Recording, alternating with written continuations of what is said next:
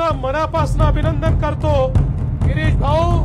मी अनेक स्पर्धांना गेलो, महाराष्ट्र केसरीलाही गेलो, पर गिरीश भाऊ की बात ही कुछ और है।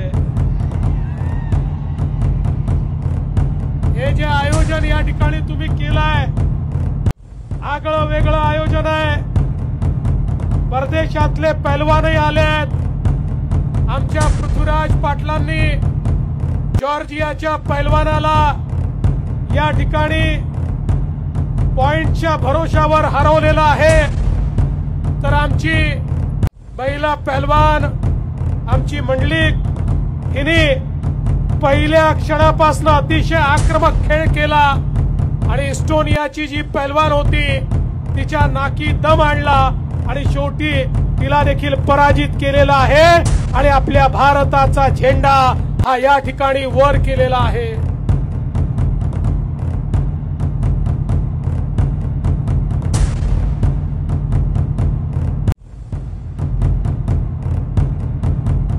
आमच्या चॅनलला लाईक करा, सबस्क्राइब करा, बेल आयकॉनवर क्लिक करा आणि हो शेअर करायला विसरू नका।